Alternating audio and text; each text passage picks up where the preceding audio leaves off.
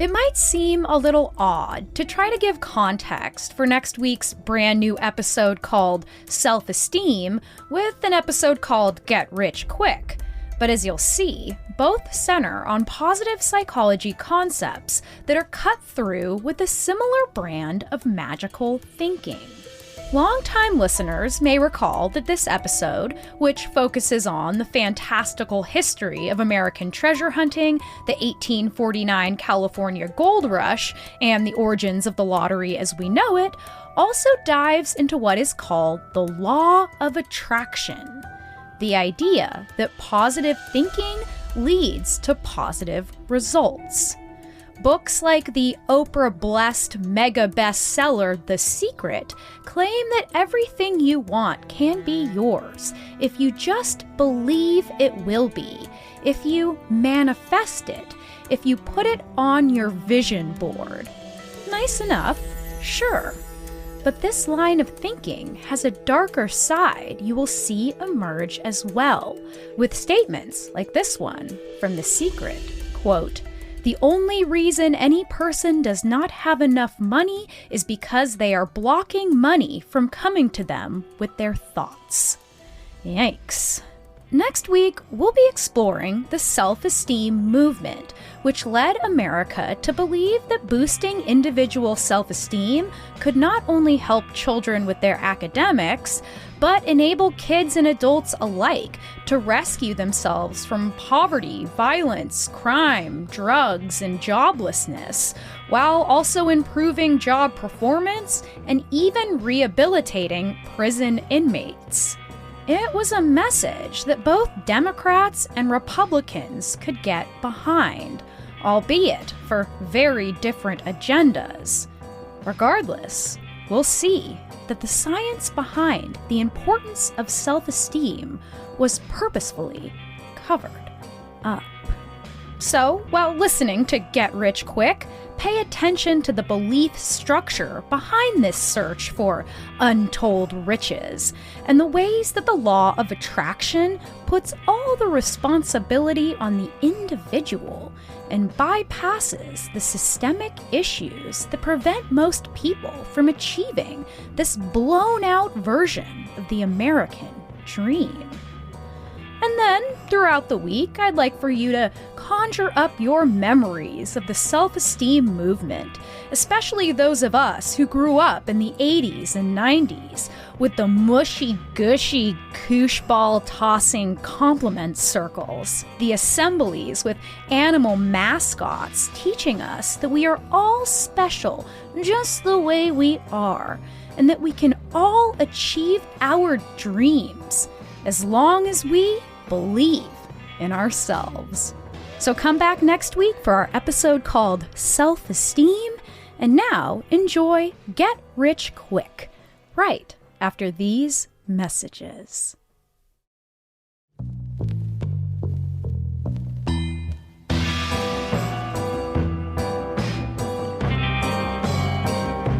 On this season, we'll explore our most ingrained beliefs, delusions, and archetypes, the ways that cognitive dissonance shapes our culture, and how our reality is created by the stories we tell. I'm your host, Chelsea Weber-Smith, and this is American Hysteria. All of these things are manifesting. It truly amazes me of how it works. Gold became the magic word that changed the history of our nation. It's the honestest gamble that the poor man for his nickels and dimes can have. Oh, where'd you find that? Same place I discovered all these things. Right beneath our feet. That's amazing. Once when I was a kid, I was at a big fair with my family, and my granny, known as the lucky one, decided to play a carnival game, something I've only ever seen her do once in my entire life. The game worked like this. The player rolled a rubber ball across a plane of different colored cups, most of which were red, a loss, a few of which were yellow, a small prize, and one of which was black, the jumbo prize. I can see it perfectly in my memory. That gentle roll, the ball bumping over the red and the yellow, and then settling flawlessly into the single black cup. Ladies and gentlemen, we have a winner. The rest of the day, I was flanked by an enormous white bear wearing shiny plush ice skates, and I was ready to show off to any and everyone just how rich I had gotten in a single moment of luck. But there was something else to it. I had focused all my belief into that rolling ball, and I felt almost as if I had imbued it with magic. My dad used to tell me that if I believed hard enough, as Jesus said, I could move a mountain. And not only that, there would be gold in those hills. Another time, I closed my eyes and believed so hard I forgot to breathe, hoping to win a basketball in an art fair drawing. I did win that basketball, and as I bounced it through the crowd, I kept feeling like I had some kind of power. I felt that my ritual believing had worked.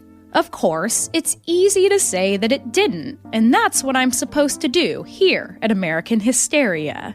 I know it was my first run-in with that pesky confirmation bias that created the illusion for me that my belief had indeed created my reality. I forgot all the times I had not won the drawing, all the times I lost at the bright, loud carnival games. This is just one quirky suburban kid's example of a much bigger phenomenon in American culture, the dream to get rich quick, and the various ideas about just how to make that happen. For this episode, we'll look at some distinct manifestations of this wild fantasy, what we call the American dream, the California dream, and the Harlem dream, and how these very different psychologies have come together to create the American story of wealth and hope.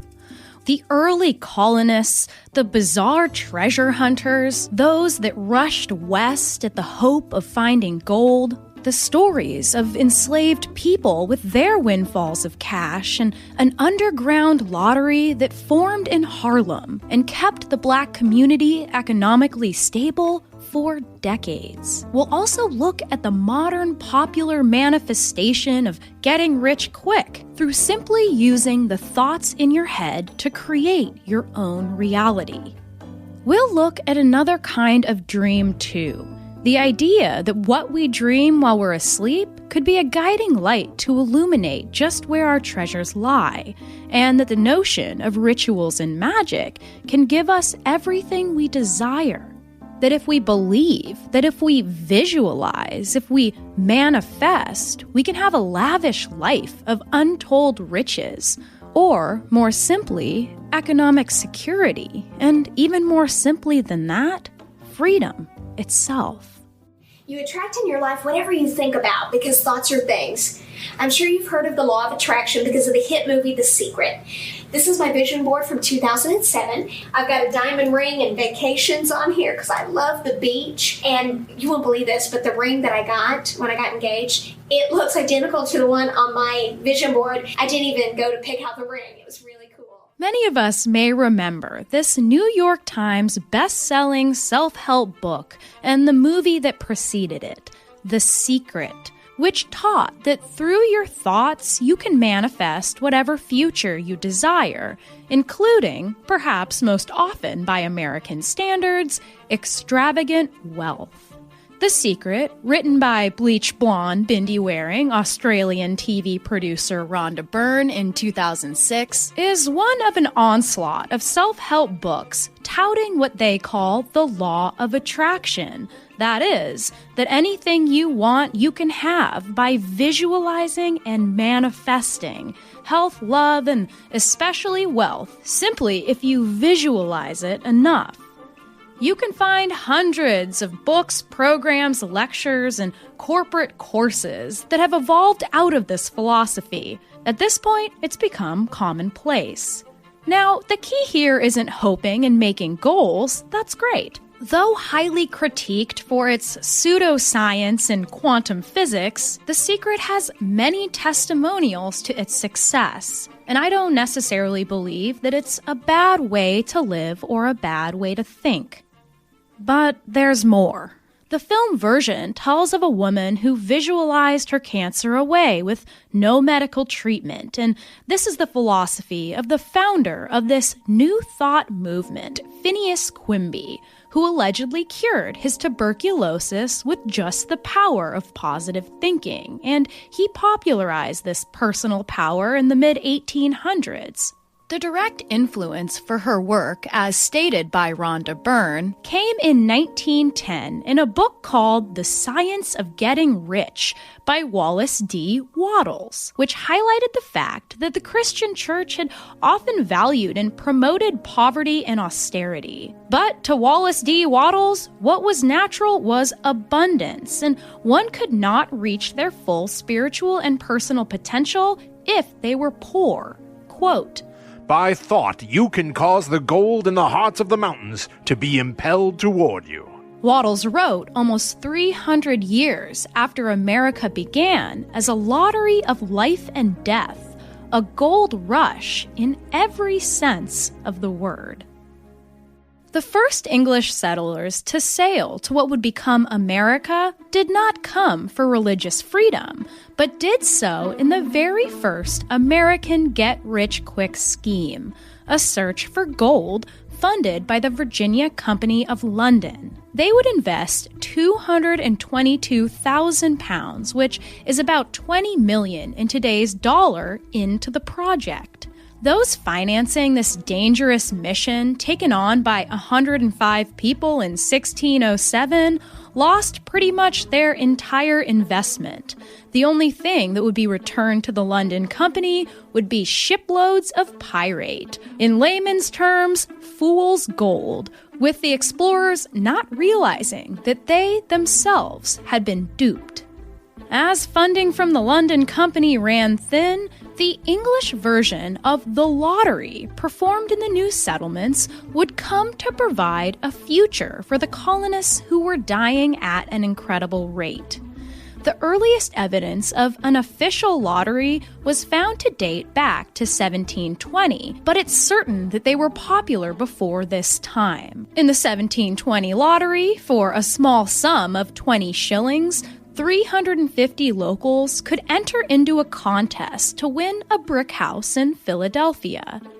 It's safe to say that without these competitions of luck, the colonies would have never been able to survive, and the America we know today would have never been built. Following these gold hunters would come the Protestants, of which the Puritans were a part, and they had an unabiding focus on work ethic and a belief that this work was a sign of possible salvation. As Calvinists, many of those under this umbrella believed that the people going to heaven were predestined already by God, completely under his control and will, and at the end of the day, there was nothing a person could do to assure their place in heaven. All they could really do was work and pray and keep their heads down and avoid the pride and avarice of the wealthy, all in hopes of getting rich quick on those golden streets of heaven. On the other side, the explorers who came to find gold were agents of chance, of risk, looking for the riches of heaven on earth while they were still alive. The colonies in the East and the South began to grow and stabilize, mostly through capital produced by tobacco made possible by slave and indentured servant labor. But many of those who were not striking it rich as plantation owners revived the earlier spirit of American treasure hunting. Occultic traditions wound through the lives of adventurers, no longer seeking the natural discovery of gold for some other nation, but the legends of buried treasure by pirates and other mythical peoples, with treasures that for once they could keep for themselves. These treasure hunts relied on astrology, dreams, diviners, and rituals. Most importantly was the seer, an archetype who could be anyone, man, woman, or child, And if they had a dream 3 times, it would reveal the area of a potential treasure chest. A divining rod was thus employed, created from a Y-shaped twig ranging from 18 inches to 2 feet long. The rod would be held in the hand and carried across the land until it twisted downward, indicating where they should begin to dig. But wait, you think the spirits would allow just any man to access their untold riches? Think again. Often the seekers believed that demonic forces guarded the treasure, sometimes in the form of an animal, like a dog or a cat or a snake, but most often the ghost of a young boy who had been murdered and buried along with the treasure in order to protect it. Other times it was a horseman holding his own head and blowing blue fire into the sky. In order to deal with these potential spirits, there were rituals that had to be followed. The most important was silence. Any misstep or words spoken could cause a noise and frighten the treasure away, literally. It was widely believed that the chests could run away from the men underground, soil and grass rising and falling with its path like it was a cartoon.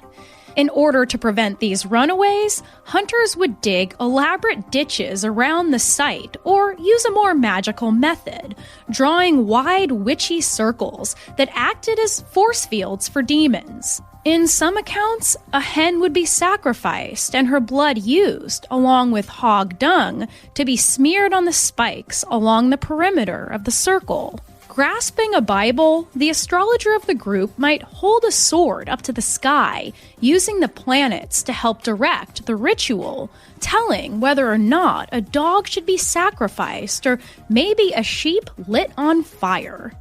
These rituals and the hunt for treasure in general was annoying to contemporary Ben Franklin, who wrote in an essay, quote, You can hardly walk half a mile out of town on any side without observing several pits dug with that design. And perhaps some men, otherwise of very good sense, have been drawn into this practice through an overweening desire of sudden wealth, and an easy credulity of what they so earnestly wished might be true. In the next century, these stories of buried gold would no longer read like children's books full of pirates and ghosts, but instead would be produced by the natural world, all the way in California, all the way in the West, a place that already represented untold possibilities as the nation kept manifesting its own prosperous destiny.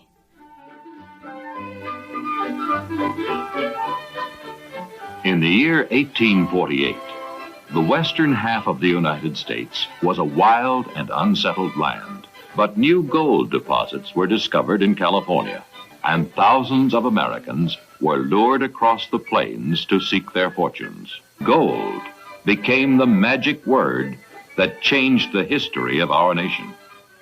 The first discovery of gold in the West was in January of 1848 by James Wilson Marshall, who was working under his employer, James Sutter.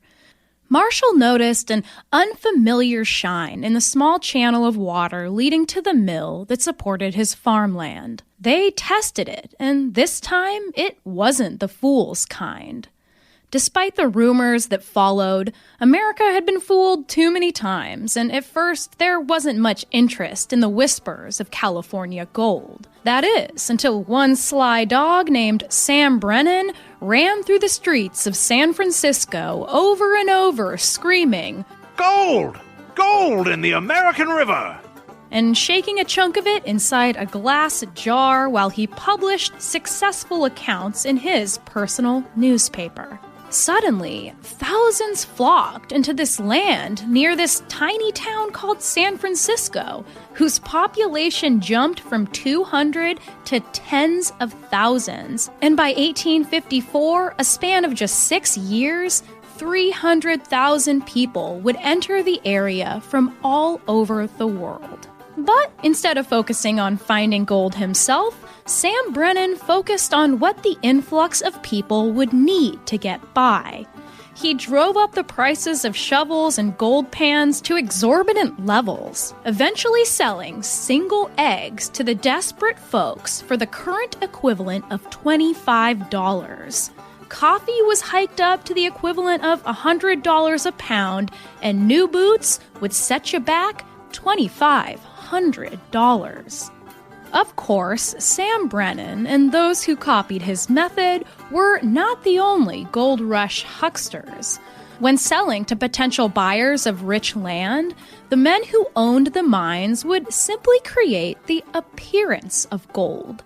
Using their shotguns loaded with gold dust, they would shoot into the sides of the mines until they sparkled, what we now know as salting the mine. If that wasn't enough, the scammers would place pieces of gold into the sticks of dynamite that would explode open the sides of the cave before the eyes of the buyer to ensure that the gold ran deep. But sometimes those buyers were keen to their tricks and brought their own dynamite.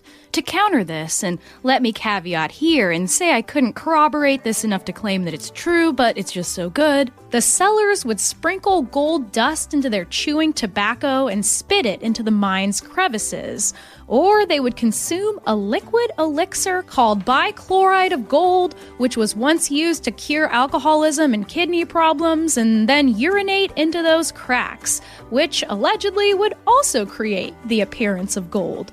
But I'm no scientist. This wild pop cultural circus changed the search for instant wealth into a kind of national obsession, replacing the generations of a widespread focus on that Protestant work ethic. The California dream took its seat next to the American one. The 49ers, as the early gold rushers were called, moved that mountain all right, and sometimes there was gold underneath, but most of the time they came away with only modest gains, and many, many men were ruined by the choice to leave their old lives behind. The Gilded Age, as it would come to be known, followed the gold rush and was a time of rapid economic growth in the West, the expansion of the railroads across the nation.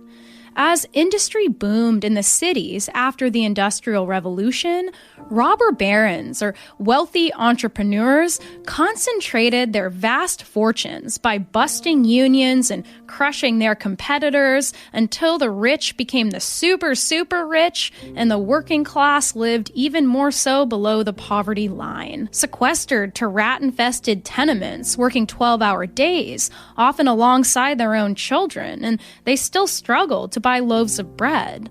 The underlying problems of poverty were covered in a thin veneer of gold, as author Mark Twain encapsulated when he named the Gilded Age with his typical tongue-in-cheek wit. For many throughout American history, their dreams were far more modest, as it was near to impossible to believe that they might one day rise into that upper class. Before emancipation, it was far more likely for Black people to be won in a lottery than to imagine winning even their very freedom, their dignity, their safety. As slavery became the foundation of American wealth, George Washington would continue the lottery in 1769 with prizes of orchards, lumber, fertile fields, and most often enslaved men, women, and children. 50 years later, an enslaved man named Denmark Vesey would do the same and use his money to buy his freedom, and using his new freedom would eventually lead what would have been the largest and bloodiest slave uprising in American history. Two of the other leaders of this mission were mystics. The first, a blind preacher named Philip, who had the powers of second sight and often was said to foretell the future with messages he received in his dreams. The second was a man named Gullah Jack, who gave each of the uprisers a crab claw to carry in their mouths that would render them invincible against white retaliation. But the plan was foiled, and Denmark Vesey was sentenced to death and subsequently hanged. Just a few years later, famous abolitionist writer and enslaved man Frederick Douglass would be inspired by the work of Denmark Vesey, but not the more superstitious elements that seeped into the plans of revolt. Like Benjamin Franklin, with his rationalism and disdain for the belief in magical thinking, Protestant Christian Frederick Douglass also dismissed ritual as ridiculous, even demonic, but couldn't deny one experience that didn't make him rich in money, but set him on a new path toward the greatest wealth he could imagine at the time, his own freedom. In 1834, Frederick was sent to Maryland by his master for his insubordination, where lived a man named Edward Covey, who was famous for his ability to break those considered troublesome slaves. Here, Frederick underwent terrible torture, beatings, and grueling labor, which did come close to breaking his spirit. But one day, while making his way through the local woods, he met another enslaved man named Sandy Jenkins, who he called a genuine African, one who, quote, believed in a system for which I have no name. After listening to Frederick's situation, Sandy Jenkins decided he wanted to help him and instructed him to find a particular herb native to the area and to wear it on his right side. The mysterious man told Frederick that he had been wearing the same herb for years and that he had never been beaten by any slaveholder since. Initially, Frederick scoffed at the thought, but when Sandy mentioned that his religion and the books he'd been reading had not yet offered him any real protection and reminded him that there was nothing to lose by trying out this ritual, Frederick foraged for the herb and tied it to his right hip. The next day, when the slave master came to beat him, Frederick did the unthinkable. He fought back hard, and for 2 hours the men struggled. And in the end, it was Frederick who won the fight, and he also scared the shit out of a cowering Edward Covey. Frederick was shocked at his own actions, unsure what had come over him, when just the day before he couldn't have imagined taking a risk like that.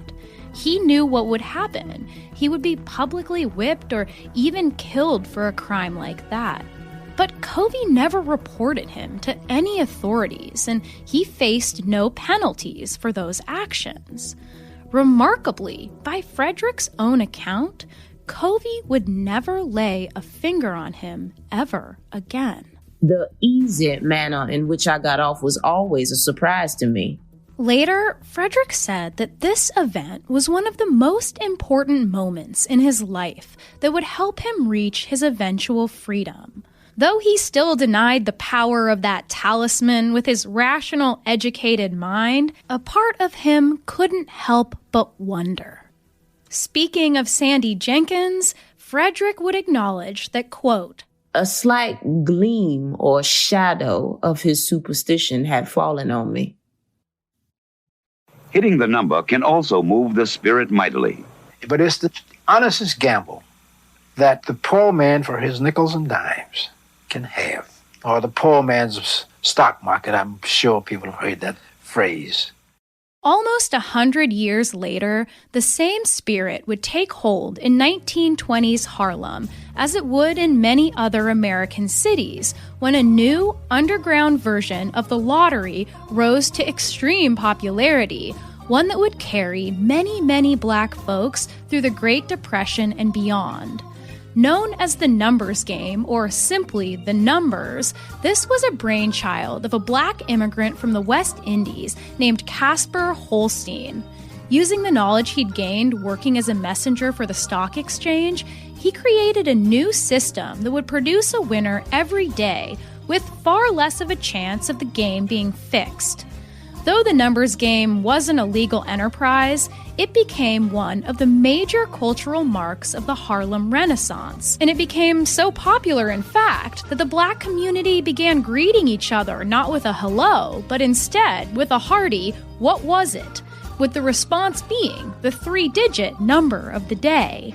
This gamble wasn't going to get any player rich by white American standards, But the modest windfalls they could receive off a nickel a day would make all the difference in the lives of those with low incomes in a city where 80% of the businesses were owned by whites that didn't even live in Harlem. Many used their winnings to open up businesses of their own or to send their kids to college. Enter Stephanie St. Clair, an educated black immigrant who was the only woman to ever have control over the Harlem lottery. After allegedly stabbing her abusive boyfriend in the eye with a fork after he tried to force her into sex work, she got involved with the illegal policy banks that ran the numbers game, the only place where black people could invest their money, as they were not allowed to use legal banks. Eventually, Stephanie invested $10,000 into her own bank, and her career in the numbers game took off. Known as Madam Queen or just Queenie, Stephanie was a hero and a villain simultaneously, ruthless and generous and very well dressed, often wearing a signature fur coat made of squirrels, along with pearls and her carefully styled hair topped with fashionable hats or a turban. You could say that Queenie did get rich relatively quick, because at the height of her career, she was making $20,000 a year, which in today's dollar is $300,000. Though Casper Holstein and Queenie were rivals in the business, as well as vicious and sometimes violent in their dealings, they both used their success to invest in the Harlem community. Casper, called, quote, Harlem's favorite hero by the New York Times in 1928, funded education scholarships and literacy programs for residents, while Queenie supported black-owned policy banks and took out articles in local papers that educated black people about their legal rights, as well as ones that called out instances of police brutality. Both would employ a vast number of people of color within their businesses, with the numbers almost single-handedly supporting the underground black economy. There were some very interesting parallels between the numbers game, the rituals that led lottery winner Denmark Vesey's plans for his slave revolt, and Frederick Douglass's mysterious abilities given to him, apparently, by a mystical man in the woods. Also, not unlike the treasure hunting movement we talked about earlier, those that played the numbers in Harlem relied heavily on dreams and their interpretations. Like those who made their money from the gold rush, capitalizing on the hope to get rich quick, a great deal of men and women were also creating a side industry that complemented the underground economy. Psychics, numerologists, palm readers, and crystal ball gazers. The extremely popular Aunt Sally's Policy Player's Dream Book became a staple for any serious numbers player, along with others like Old Aunt Dinah's Dream Book of Numbers and Gypsy's Witch Dream Book of Numbers, all of which offered 3-digit numbers based on a huge variety of symbols that appeared in the player's dreams. Also for sale were various products derived from the West African traditions of hoodoo, like psalm prayer candles, incense, potions, and small bags containing lucky items. One such item was the very popular John the Conqueror root, based on a hero of black folklore, an African prince sold into American slavery who once used his cunning to outsmart his master. In the story, John falls in love with the devil's daughter and gallops back to Africa with her after stealing the devil's own horses. Writing of the myth, Black author of Their Eyes Were Watching God, Zora Neale Hurston, said, quote, "You will know then that no matter how bad things look now, it will be worse for those who seek to oppress us." Though I couldn't find confirmation, it sounds like this could be the root that Frederick Douglass wore at his side when he wailed on the slave master without fear, eventually escaping his own version of the devil. The spiritual aspect of the numbers game was abundantly clear, adding yet another dimension to its psychological importance. Black singer and civil rights activist Lena Horne said of the Black Lottery, quote, "In the Negro ghetto, it's about the only hope you can afford." Poet Langston Hughes reiterated the same feeling, quote, "The numbers is the salvation of Harlem. It's Medicare, it's little liver pills, it's vitamins, it's aspirins, and it's analgesic balm combined." But as Prohibition ended and both the Italian and Jewish mafias were looking for new ways to make money, the black-run numbers game soon began to face their wrath and fight back with a wrath of their own. Black numbers runners were beaten or murdered if they wouldn't give control of their businesses or portions of their earnings to mob boss Dutch Schultz, the only way they would be allowed to keep their jobs. With many deaths on both sides, police payoffs, and political bribing, the power of the white mobs overtook the numbers game, and Queenie and Casper would be ousted from power by the early 1930s. Although a huge blow to Black Harlem, the numbers game would continue to support their underground economy through the Great Depression and all the way into the 1970s. By 1971, the New York Times reported, quote, 60% of the area's economic life depends on the cash flow from the numbers. The numbers, which employed 100,000 workers across 5 boroughs. Numbers runners and policy banks still followed in Queenie and Casper's footsteps by bankrolling small businesses and donating to civil rights groups and Black political candidates' campaigns. But of course, the government wouldn't let this stand forever. The numbers game was making nearly $1 billion a year by 1980, and so lawmakers in New York copied the structure themselves and then painted the Black numbers men as criminals, ignoring the calls to simply legitimize the underground lottery that was already booming, that would continue to benefit a marginalized population. But of course, the almost all-white assembly took over completely with a promise to funnel the profits into state education funds, something we're still told about the modern state lotteries to this very day. Speaking of, do our modern lotteries that offer millions and millions in prizes and who donate a substantial amount, millions or even as some claim, $1 billion a year of their profits to public schools, actually help? Well, not really. It seems like a great idea in theory, one not unlike the numbers runners supporting local education.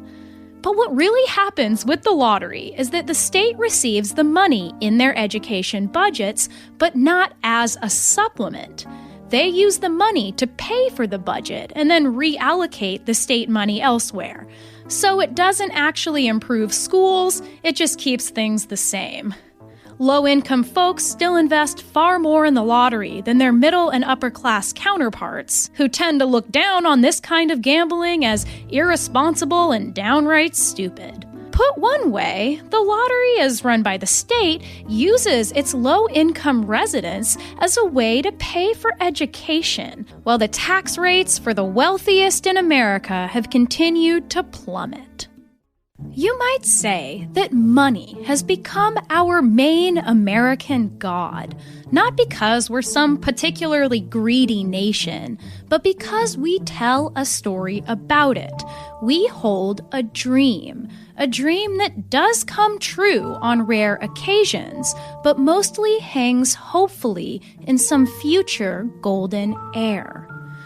First, it came in the form of the American dream, the Protestant work ethic carried over the Atlantic that accompanied a belief that any material prosperity you may acquire was a sign of your favor with God, some shred of evidence that perhaps you might be one of the chosen ones that will get rich quick right after you die. The explorers, a lineage of adventurers that would later face the West's wilderness to find the California dream of gold, thought that maybe wealth had little to do with morals, and instead valued the excitement of this chaos of risk and a windfall of wealth to enjoy in this lifetime. The Harlem Dream, a lineage stretching back to the legacy of Denmark Vesey and Frederick Douglass, up through the modest wins of the numbers game, was a dream of simply rising to some level of personal stability, first through the hope of freedom, and then the potential to make enough money to live a decent life. The hope to get rich quick is a mystical one, long imbued with magic. It is a belief of the simplest sort, an easy belief, a belief in future power and future ease, a belief in the transformative self and the potential to transform into a divine being, as those at the top of our hierarchy almost seem to appear, at least with the privileges that they're afforded. It's true that accruing wealth does make people's lives better, but there's more to it than that, at least according to an extensive study by Purdue University that surveyed 1.7 million people worldwide and found that the ideal yearly income for a single American citizen to reach a kind of maximum happiness and contentment was between $70,000 and $105,000 a year. And anything above $105K seemed to add no real benefits to emotional well-being, and overall even showed a slight decrease in that happiness. Of course, most of us earn nowhere near those figures, and the average American yearly income is about $48,000 a year. But that's still much higher than what's earned by black workers, who average about $39,000 a year. And these figures still feel high for the service workers, who earn on average $28,000 a year, with black service workers making even less. It's no wonder that Americans hope for a windfall of cash. It can and usually does make a person's life easier. It gives them more freedom and time and ability to focus on the things that make them feel good. So don't believe that old adage that says money can't buy happiness. But consider that the very rich could be happier if they weren't hoarding all that cash. Unfortunately, the story of wealth has also been one of who is deserving.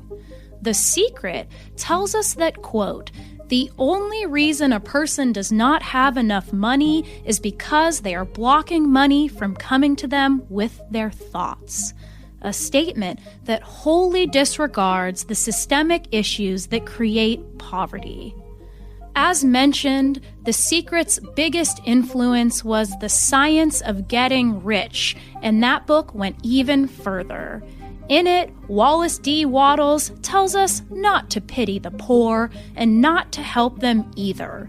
He forbids the, quote, "study of poverty," and warns against trying to understand and affect the systems that create poverty themselves. He tells us that the poor do not need help. They don't need charity. He says, quote, "Inspiration will cause them to rise out of their misery. If you want to help the poor, demonstrate to them that they can become rich. Prove it by getting rich yourself." You know, just make a vision board for your local homeless shelter and arrive in your newest fur coat. Do not try to understand the conditions that create poverty. Do not do anything to combat them, or you will attract that very poverty to yourself. I have to wonder, is hope the greatest American hysteria of all? Of course it isn't. It's so easy, I know, to laugh at the rituals of the treasure hunters and the gold rushers, the roots at the hip, the incense, the dream books. That's certainly what I'm supposed to do here, isn't it?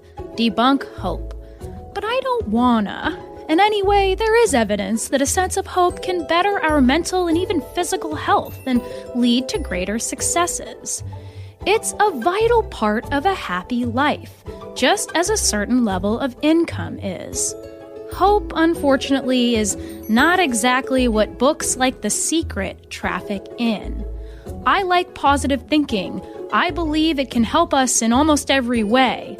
It's the other side of the message that scares me when it teaches that our failures are all our fault, that if we just got it right, if we were just good enough, if we just thought the right way, our wealth would be a given. The Secret author Rhonda Byrne certainly visualized her wealth and got rich quick when she appeared on The Oprah Winfrey Show in 2007, leading to $300 million in sales, several more book deals, and a line of The Secret merchandise, with Rhonda's estimated net worth reaching $100 million. We Americans now are no different in our search for this secret, dreamy language that can lead to a windfall of cash. Just look at this wonderful recent example from 2005 when 110 lottery players beat the 1 in 3 million odds and got that second place prize, leading the officials to open an investigation into fraud. What did they find? Every winner had taken their number combo from a fortune cookie. Cookies from a variety of Chinese restaurants. Cookies that had all been made in the same factory in Queens, New York, and just happened to fall into the hands of serious lotto players, all of which ended up costing the lottery a pretty $19 million that they weren't expecting to pay out. The very skeptical Frederick Douglass tied that root of an African folk hero to his hip, with only the smallest glimmer of hope that it could set him free, and he outran the greatest devil of his lifetime. We cannot escape the feeling that there is an invisible hand guiding us, that if we just do things exactly right, like the treasure hunters once thought, we will receive the rewards restricted to the luckiest among us, the elect, the blessed. Psychologists have long known that ritual itself is a built-in part of being human, as the brain's main function is, essentially, to predict the future. It takes in information all the time so that eventually we know what to look out for, how to stay safe from predators, what's safe to eat, where are the safe places to sleep, and what can we take comfort in and what do we need to fear. When the brain can do this function, it gives us a sense of safety and happiness. But when it can't, we feel threatened and anxious. Ritual is the hope to control an uncertain future. Ritual is a hope that everything will be okay, and this includes, most often, the ritual to become financially stable, to be free from a life of pain. Perhaps this is part of the secret's power. Even if it doesn't work scientifically as proponents will say it does, creating vision boards can certainly alleviate anxiety about the future, and that, in and of itself, is a gift. Since its very beginnings, colonial America has always been a get-rich-quick country, from the first gold explorations to the lotteries that funded colonial expansion to the treasure hunts, the gold rush, and all our modern gambles and lotteries that we play today. You could say that the secret did in fact work for early Americans, as they manifested their destiny across the long land they came to conquer. The dreams on their vision boards were powered by their thinking, by their certainty that they deserved everything that they wanted. But this luck was systematically created on the land of murdered indigenous peoples, the labor of enslaved black people, and to a lesser degree, poor white immigrants. And not to mention our modern working class. Plantation owners grew rich on tobacco, and the robber barons would later grow rich during the Industrial Revolution through gold mines, railroads, and the stock market until they created generations and generations of inherited wealth, as well as a template for CEOs of our most mega corporations. Even in my old age, I'm still just as human as everyone else. No matter how rational, how skeptical any of us may be, we cannot escape the rituals we need to live. Because hope is just that, a ritual, a dream, one that takes the form of whatever we most desire. To this day, I can't help but focus all of my childlike belief into any uncertainty, hoping secretly that something out there might listen, that there might be a guiding hand looking out for me, that I could move a mountain with just my own version of faith, and that there could be treasure underneath, that if we keep digging, there might be treasure underneath for us all. In the silliest of examples, I always wondered if some lucky invisible force guided my granny's hand that day as she rolled the ball across the 100 different colored cups, winning a carnival lottery that made me richer than I could have dreamed as I carried that enormous stuffed bear on my back like a chest full of impossible gold. This was American Hysteria. Next time on the show, we're covering The Curse of the Lottery, and then we're taking a couple weeks off and coming back with an episode called Men's Rights. The nonprofit we'd like to highlight this week is called Friends of Public School Harlem. Their mission is to level the playing field so Harlem students and schools can reach their full potential and feel the successes they're capable of and want so much to achieve. They use donations to buy iPads and computers for school, to fund the arts, health and wellness programs, and fund other needed resources to support the success of the schools and their students. Consider also donating to our Patreon. It helps pay our team and keep us going through this season and beyond. Plus, you'll get an extra episode at the end of each month. This month's episode will be on why we fall in love with pop culture monsters. Please consider following us on Instagram at American Hysteria Podcast. We're always posting memes, talking about what TV shows and movies we're watching, complete with Lifetime movie clips and commentary, and generally having a good time making fun of most everything and usually ourselves. American Hysteria is written, produced, and hosted by me, Chelsea Weber-Smith. Sound production by Clear Como Studios, co-researched and co-written by Riley Smith, and co-produced by Miranda Zickler. This week we have voice acting by Tamika Lawrence. Check out her music under Tamika Lawrence on all digital platforms, and keep an eye out for her new single, Don't Worry About It, out next month. Our other voice actor, of course, is Will Rogers. Make sure you check out his podcast about horror and all things strange with Kristen Rogers Anderson called Guide to the Unknown. Get that on your favorite podcast platform. Thanks, as always, for listening, and through this quarantine and hopefully beyond, we're dedicated to continuing to bring you the best content we can, and we thank you for all of your support, whether through Patreon or through your kind words on social media. It all helps us so much. I hope you have a great week, and get all your rituals right, y'all, lest your treasure escape underground.